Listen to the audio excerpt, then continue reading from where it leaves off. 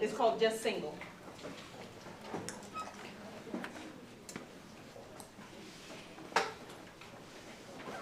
Love is not too lasting when you're loved cold, and promises not too holding when lies are told.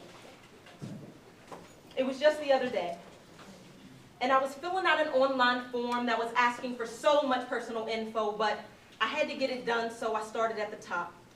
Name, check. Date of birth, got it. Address, done. Marital status. Marital status. In a matter of seconds, the field triggered a battlefield of emotion in my soul. Anger, grief, disillusion, and confusion. I came to the conclusion that I had no idea what to choose. I caught an attitude real quick. Disappointed, like, why is this even pertinent? I was only applying for car insurance. But the insanity and doubt ran deep, and the options nearly destroyed me. Single, married, or separated/divorced. My fingertips dropped along with my jaw, and I had no idea how long I could stall. I was stuck. I read and reread, but I swear the form said acceptable, more acceptable than judgment only. I couldn't get past it. I couldn't understand why. My feelings were so torn and my esteem so bruised. I was not at all amused by this question. What do I choose? Why couldn't this be easier? Like, are you married or not? The answer to that is quite clear. No, I'm not married. I screamed in my mind as if someone could hear, but in all honesty, I'm not just single either. Shame on Geico for trying to further categorize, ostracize, and stereotype me. Yes. Shame. Do it. Other would have been the preferred selection.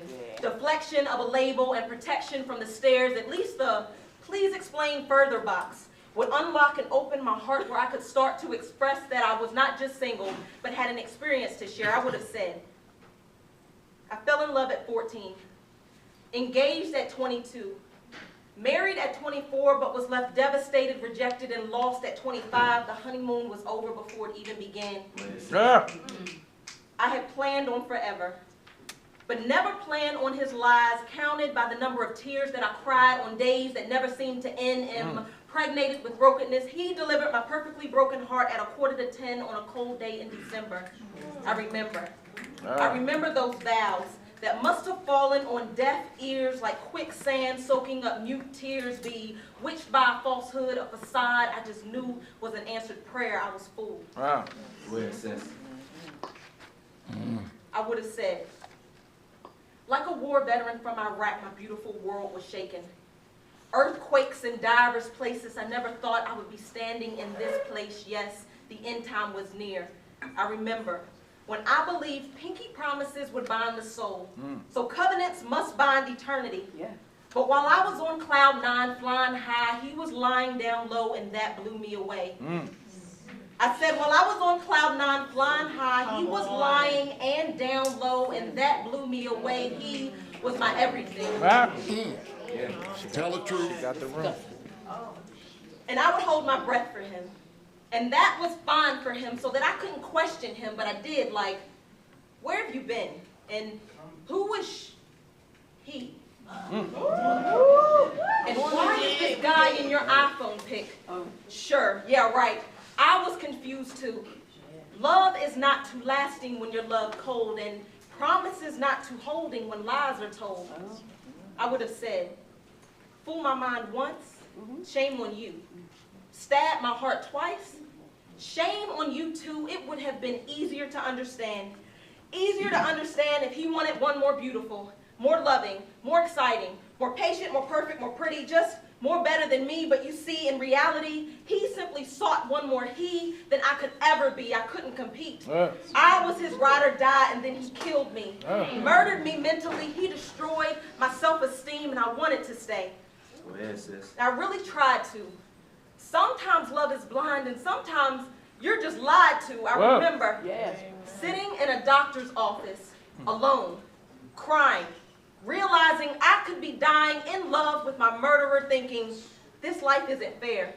And death wouldn't be either. Ice cold, eyes heavy, soul empty. I wanted to escape this nightmare on my street, but Freddy Krueger was nowhere to be seen. I was awake, And my hell was real, it was hot, and he was the flame that had burned me. The safety net of matrimony was not enough protection when the objects of his affection were outside of our boundaries. I would have said, how dare he have the audacity to take for granted my chastity? I'd saved myself for him. But then I prayed for him. Father, forgive him, for he knows not what he does, because if he did, he'd know that king's kids are not to be played with. If only he known he had a helpmeet, contently catering to his needs, that he had a queen, patiently preserved for her king, a ruby whose greatest value was her virtue. He had me, completely. And I would have sacrificed my life for his, and I did.